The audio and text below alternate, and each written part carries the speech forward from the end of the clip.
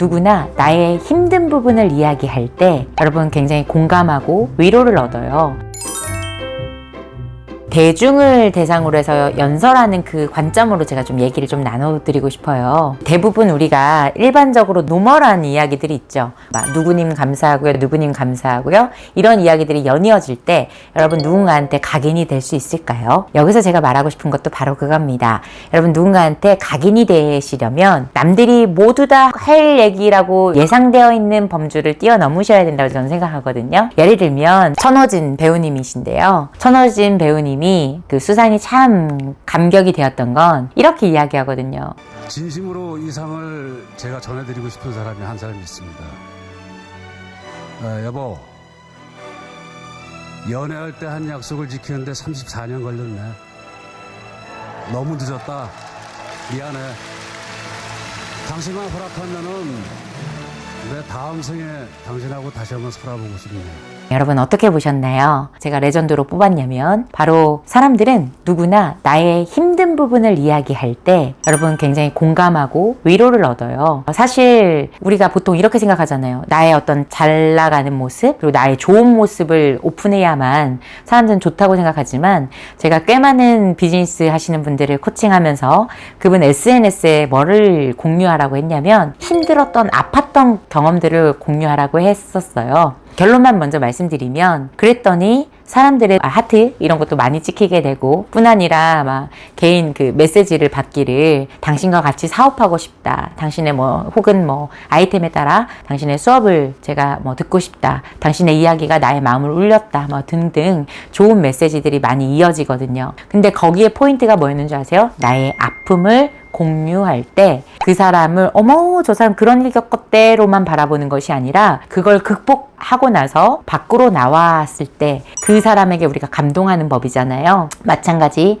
34년 동안 와이프를 향해서 내가 꼭 언젠가 수상 소감하겠다라고 아마 얘기했던 것 같은데 그 약속을 못 지키는 그 남편의 마음이 어땠을까요? 순간 공감되지 않나요, 여러분? 나의 아팠던 경험, 근데 난 이걸 이렇게 극복해냈다. 그러니 당신도 위로하고 싶다. 라고 하는 이런 메시지를 전달할 수 있는 여러분들이 되신다면 오히려 그분의 진정성을 여러분 더 느끼게 됩니다. 그래서 여러분의 그 어떤 아팠던 경험들이나 이런 것도 사람들에게 공유해주고 위로해줄 수 있다면 참 좋은 영향력을 또 끼치지 않을까 싶습니다. 바로 그거에 합당하는 분으로 또 찾아온 게 바로 배우 오정세 님이신데요. 지금까지 한 100편 넘게 작업을 해왔는데요. 어떤 작품은 성공하기도 하고 또 어떤 작품은 심하게 망하기도 하고 그 100편 다 결과가 다르다는 건 좀 신기한 것 같았습니다. 제 개인적으로는 그 100편 다 똑같은 마음으로 똑같이 열심히 했거든요.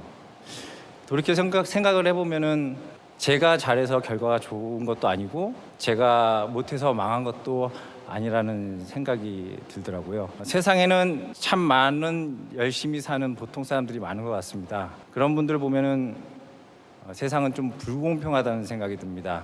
그분들에게 똑같은 결과가 주어지는 건 또 아니라는 생각이 들어서 불공평하다는 생각이 드는데 그럼에도 불구하고 실망하거나 지치지 마시고 포기하지 마시고 여러분들이 무엇을 하든 간에 그 일을 계속 하셨으면 좋겠습니다. 자책하지 마십시오. 여러분 탓이 아닙니다. 그냥 계속 하다 보면은 평소에 똑같이 했는데 그동안 받지 못했던 위로와 보상이 여러분들에게 찾아오게 될 것입니다. 저한테는 동백이가 그랬습니다. 여러분들도 모두 곧 반드시 여러분만의 동백을 만날 수 있을 거라고 믿습니다.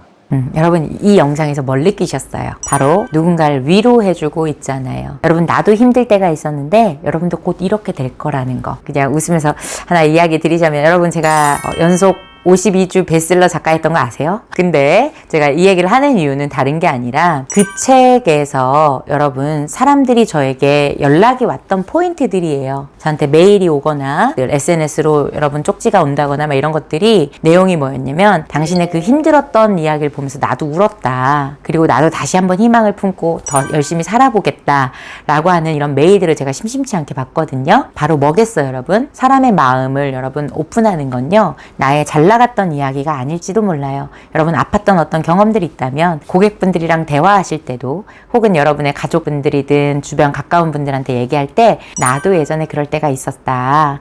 혹시 여러분 누군가를 조언해 주실 때도 계시잖아요. 그때 똑같은 이야기를 하더라도요. 앞에 이런 이야기만 좀 붙여줘도 나도 이렇게 힘들었었다. 나도 그런 경험이 있었다. 그리고 그때 내가 이렇게 배웠더니 그 결과가 이렇게 변하더라. 그러니까 당신도 할 수 있어요. 이 토대로 가게 되면 사람들이 마음의 동기가 되잖아요. 공평하지 않다고 생각되기도 하지만 여러분에게도 반드시 이런 작품과 같은 일들이 여러분에게도 좋은 또 보상으로 가게 되는 날이 올 거라고, 그러니까 힘내시라고 라고 하는 이 메시지가 여러분 되게 와닿지 않으세요?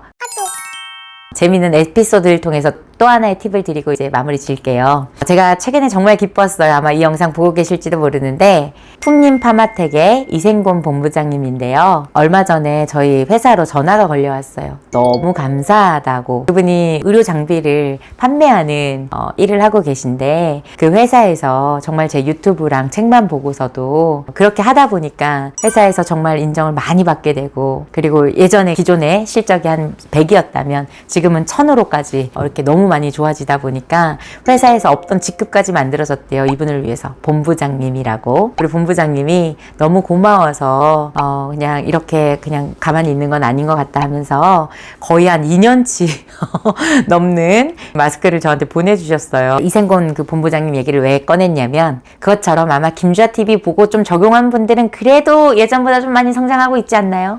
그러다 보니까 500개 지점 중에 1등 하신 분도 나타났었고요. 그런 것처럼 여러분 한 200명 모였는데 거기 1등하고 거의 한 3,000명 정도 조직에 있는데 거기서도 탑하시고 막 이런 분들 너무 많이 나왔어요. 업종별로마다. 그러다 보니까 연말에 혹시 여러분 사람들 앞에 수상소감할 기회들 있으셨으면 좋겠고, 그렇다면 요거 하나 기억하셨으면 좋겠어요. 우리가 수상소감하러 딱 올라가서 제가 되게 많이 노력했는데 그 노력에 대한 대가가 주어진 것 같아서 감사합니다. 이 정도로만 하고 내려오면 여러분 이 사람하고 가까워지고 싶어요? 어때요? 그 무대에 섰을 때는 이미 여러분 자체가, 존재 자체가 무대에서 빛이 났잖아요. 그렇다고 하면 여러분 다가가기 좀 쉬울 수 있게 이렇게 좀 약간 어깨에 있는 것들 좀 내려드릴 수 있는 그런 팁을 좀 드리려고 해요. 어떤 한 분이 최근에 좋은 성과를 좀 얻었어요. 그래서 베스트셀러가 되셨는데 그때 이분이 SNS에서 올렸던 그 글에서 제가 빵 터졌거든요. 그게 뭐였냐면 매대에 있는 거 사진 찍고 나서 마지막에 해시태그로 엄마 나 1등 했어 라고 하는 이런 문구를 남김으로써 사람들을 웃게 했는데, 어느 날 제가 만나서 그 얘기를 했어요. 야 진짜 너무 재밌게 봤다고, 어떻게 그런 생각을 했느냐고. 이랬더니 아무래도 1등 했다고 하면 사람들이 뭐야 이럴 수 있지만 마지막에 그렇게 엄마 나 1등 했어 해서 약간 좀 그분 표현으로 찌질한 그런 모습도 좀 보여줬을 때 인간미를 느끼고 모두 다 좋아하는 그런 컨텐츠가 되는 것 같아서 그렇게 썬노라고 이야기 하시더라고요. 저희 어머니한테 꼭 한마디 하고 싶습니다. 어머니 저 챔피언 먹었어요. 약간 이런 식으로 약간 되게 귀엽다, 저런 이야기를 할 수 있구나 라고 해서 친밀감을 좀 남겨주신다면 여러분 더욱더 사랑도 받고 능력도 있는, 주변도 사람들이 풍성한 여러분이 되실 거라고 믿으면서 여러분을 응원하면서 이상 주아일과 김주아였습니다. 안녕. 여러분 내년에 2023년에 여러분 축제와 같은 일들이 많이 펼쳐지실 거예요. 여러분 함께해요.